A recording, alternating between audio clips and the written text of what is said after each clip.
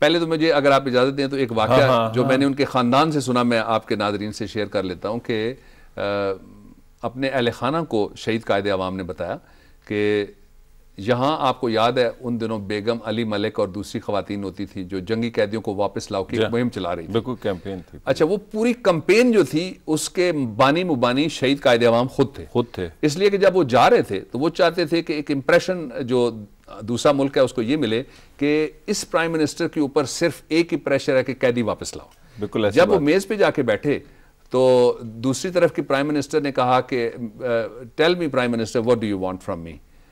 تو اس کا یہ خیال تھا کہ وہ کہیں گے کہ فوراً جنگی قیدی میرے 92,000 جنگی قیدی تھوڑے بھی نہیں ہوتے اور انٹرنلی ڈسپلیسڈ لوگ نہیں تھے, وہ ایکسٹرنلی ایکسپیٹریٹڈ لوگ تھے اور they were imprisoned of course and in a very bad shape in the prison camps. تو ان کا خیال تھا کہ یہ کیا مانگیں گے, تو قائد عوام نے کہا کہ میری زمین واپس کر دو. آپ کو یاد ہے 5,000 مربع میل کا علاقہ جو ان کے پاس تھا وہ آپ کو واپس مل گیا. کس سے ملا؟ نیگوسیشن سے. آپ فتح کسی اور نے کیا ہوا تھا, ہم نے نہیں کیا ہوا تھا. نیگوسیشن سے وہ واپس آیا.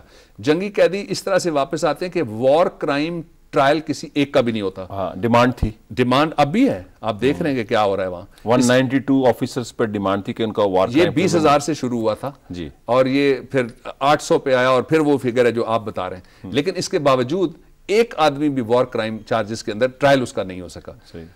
اب ایک شکست خوردہ قوم اور ایک ٹوٹا ہوا ملک, یہی میں عرض کر رہا ہوں, اور ایک ہاری ہوئی سائیڈ, اس کو ڈپلومیسی سے فتح ملی نا. تو آپ تو وہی کہہ رہے ہیں جو میں کہنا چاہتا ہوں. آپ یہ کہہ رہے ہیں کہ کیا ڈپلومیسی کے ذریعے سے ہم مسئلہ کشمیر کے حل کی طرف بڑھ سکتے ہیں؟ میں سمجھتا ہوں بڑھ رہے ہیں. اچھا, اور بھارت کے ساتھ تعلقات چونکہ بڑے اہم ہیں. دیکھیے گیس لائن پائپ لائن کا ایشو, ایک لیڈر صاحب کا میں نے انٹرویو سنا, I have regards for him. انہوں نے کہا میں بھارت کو ملک ہی نہیں مانتا. Now this is a fantasy. یہ تو ایک بڑی نیگیٹو فینٹیسی ہے. What are we talking about? یعنی وہ حقیقتیں جو میں چھو سکتا ہوں, یہ میز ہے, میں دیکھ سکتا ہوں یہ آپ ہے, میں سن سکتا ہوں یہ مائک ہے, تو میں اس سے بھی انکار کر دوں. بھارت کے ساتھ تعلقات کے لیے دو چیزیں ہمیں ذہن میں رکھنی ہیں. پہلی چیز یہ ہے کہ ہمیں اس ریجن میں ایک کولیکٹیو ایگزسٹنس کی طرف بڑھنا پڑے گا. بڑی اہم بات آپ کچھ سالوں کے بعد. میں اس کی مثال آپ کو دیتا ہوں.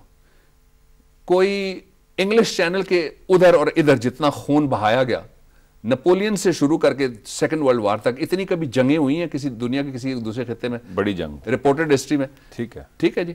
اور صرف ایک جو کہتے ہیں ٹروجن ہارس والی ہیلن آف ٹرائے کے لیے, وہ بھی اس میں چند ہزار ہی گئے ہوں گے, اتنی بڑی آبادی کوئی نہیں تھی. یہ تو 3 کروڑ گئے. ٹھیک ہے.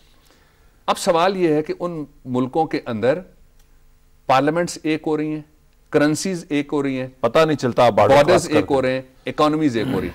یہاں یہ نہیں ہوگا, لیکن یہ ضرور ہوگا کہ ہمیں ایک دوسرے کے ریجنل کوآپریشن کی, جس طرح G7 ہے, جس طرح اور G8 ہے, جس طرح سے آسیان ہے, ہمیں ادھر بڑھنا پڑے گا. یہ زمانہ آ رہا ہے, اس لیے کہ آبادی ہم کنٹرول نہیں کر پا رہے اور ان آبادیوں کی ضرورتیں بڑھتی جا رہی ہیں. یہ ضرورتیں ہم ریجنلی پوری کر سکتے ہیں ایک دوسرے کے ساتھ بہتر تعلقات قائم رکھ کے. اس لیے میرا یہ پرسیپشن ہے. اور پاکستان پیپلز پارٹی ویسے بھی, ہم تو پڑوسی ملکوں کے ساتھ ہم چاہتے ہیں کراس بارڈر نہ کوئی کراس کرے نہ ہم کسی کو کراس کریں. ہم تو چاہتے ہیں کہ ادھر بھی امن ہو اور ادھر بھی امن ہو. ہم چاہتے ہیں کہ یہ جو کور ایشو ہے کشمیر کا, اس سمیت تمام مسائل کو سملہ معاہدے کے مطابق, اقوام متحدہ قراردادوں کے مطابق, let us sit and talk about it and resolve these issues. کیا ہم نے یہ اگلی جنریشنز کو 3-4 صدیاں بعد بھی یہ ٹرانسفر کر رہے ہیں؟ اور کیا اس طرح کے ایشوز دنیا کے اندر حل نہیں ہو رہے؟ اور کیا ان کے اوپر پروگریس نہیں ہو رہی؟ The leadership has to show to the people that we have guts to solve these problems. اچھا ڈاکٹر صاحب, واپس آتے ہیں اپنی ڈومیسٹک پالیٹکس. میاں صاحب پر پابندی ختم ہو گئی, ان کا جو کیس فیصلہ ہوا دونوں برادران پہ. میاں صاحب پارلیمنٹ میں آ رہے ہیں, آپ اپنے آپ کو اسٹرینگتھن فیل کر رہے ہیں پولیٹیکل پارٹیز کی؟ It's going to be a very interesting experience for me.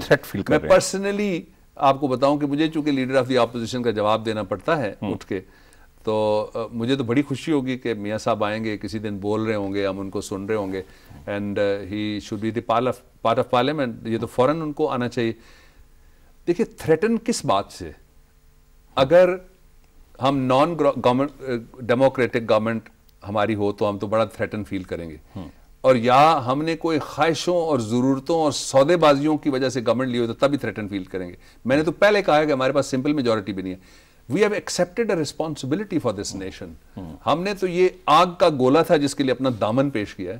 یہ کوئی گورننس تھوڑا ہی پھولوں کی سیج ہے پاکستان کے ان حالات کے اندر. آپ کی جو ایفرٹ تھی کہ وفاقی گورنمنٹ میں جو کولیشن میں شامل کیا جائے پی ایم ایل این کو، آپ جاری رکھے ہوئے ہیں اس ایفرٹ کو؟ اس پہ یہ ہے کہ میرا خیال ہے ایک بریک تھرو کا ٹائم آ رہا ہے، ہونے والا ہے. یس، وٹ آئی کین سی از کہ آنے والے اگلے چند دنوں میں ہو سکتا ہے آپ کا پروگرام آن ایئر جائے، ساتھ یہ خبر بھی آن ایئر جائے کہ کمیٹی جو ہے وہ بن گئی ہے کانسٹیٹیوشنل امینڈمنٹس کے لیے. اچھا. اب دونوں پارٹیوں کا امتحان یہ ہے کہ وہ charter constitutional amendment in the reflection of charter of democracy. Of course کچھ پارٹیاں اس سے اتفاق نہیں کرتی، ان کو بھی ساتھ لے کے چلنا ہے، اس لیے جو ہونی ہے وہ کانسٹیٹیوشنل امینڈمنٹ ہی ہونی ہے. اچھا. سو ان دونوں پارٹیوں کا امتحان جو آ رہا ہے وہ یہ ہے کہ وہ کیا چارٹر آف ڈیموکریسی کے اوپر ہم پک اینڈ چوز کریں گے یا دونوں طرف کی پارٹیاں کھڑی رہیں گی اب پوری کی پوری، کیونکہ اس کے اندر ایشوز ہیں ایسے بڑے امپورٹنٹ ایشوز ہیں بہت. مثلا one of the important issues is the constitution of another supreme court which is a constitutional supreme court. اچھا، اگر یہ ڈیولپمنٹ ہو رہی ہے اور آپ سمجھتے ہیں کہ یہ بریک تھرو ہونے والا ہے تو یہ پنجاب میں بھی ہوگا؟ جو پارٹنرشپ کا فارمولہ ہے، آپ کی پارٹی وہاں کولیشن میں ہے لیکن نظر نہیں آتی. سنا میاں شہباز شریف صاحب بڑے پوزیسو ہیں پاورز میں. ایک نقطہ نظر یہ ہے، اور دوسرا نقطہ نظر یہ ہے کہ it's not the gun, it's the man behind the gun. جن کو وزارتیں ملی ان کو نظر آنا چاہیے، ان کو اپنا آپ دکھانا چاہیے، ان کی ذمہ داری ہے. آپ بدلتے کیوں نہیں ہیں؟ آپ کے پاس بڑے ایم پی ایز ہیں پنجاب میں. آج تو آپ کی پارٹی کا اپنا فیصلہ ہے. ابھی تو ذوالفقار علی بھٹو شہید تو ابھی تو ہمارے پاس چیف منسٹر بدل دیتے 6 یا 7 وزارتیں کم ہیں، اور کوئی بہت زیادہ میں نہیں سمجھتا کہ انسٹیبلٹی کا یہ موقع ہے. لیکن جن لوگوں کو ذمہ داریاں ملی ہیں دوستوں کو، انہیں نظر آنا چاہیے، آپ کا یہ امپریشن انہیں دور کرنا چاہیے. اچھا بابر صاحب، آپ محترمہ بے نظیر بھٹو شہید کے ساتھ آخری جو دن تھے، شروع سے آپ ان کے ساتھ تھے، لیکن جو آخری شہادت کے قریب دن تھے 70-72 دن آپ ان کے ساتھ تھے مختلف جلسوں میں. محترمہ بے نظیر بھٹو شہید کے جو انکوائری کا کیوں ڈیمانڈ کی گئی یونائٹڈ نیشن سے؟ ہم نے نہیں کی. اس وقت آپ کی پارٹی زیادہ کرتی نہیں، یہ تو محترمہ نے خود کی. اچھا، پہلے جب 18 اکتوبر کا اٹیک؟ نہیں، دونوں دفعہ. اکتوبر کا جب اٹیک ہوتا ہے تو شہید محترمہ بے نظیر بھٹو نے کہا کہ مجھے ایک انٹرنیشنل پروب چاہیے اور مجھے فورنزک ایکسپرٹس چاہیے انگلینڈ سے. ان کی ڈیمانڈ تھی. ٹھیک ہے. سو یہ ڈیمانڈ ان کی ہے. پھر جب انہوں نے جو لیٹرز لکھے ہیں، مختلف دوستوں کے ساتھ رابطہ کیا، she has been trying very hard. ایک پہلو. دوسرا، کیا گویندی صاحب یہ کوئی جائیداد کا تنازع ہے جس پہ کوئی عام آدمی مارا گیا؟ یہ تو پوری قوم کا اثاثہ. So she deserves. Now it's the responsibility, and I hope that United Nations will fulfill its responsibility. لیکن وہ تو رفیق حریری کے کیس میں بھی ابھی تک کچھ نہیں کر پائے. We want another thing to know.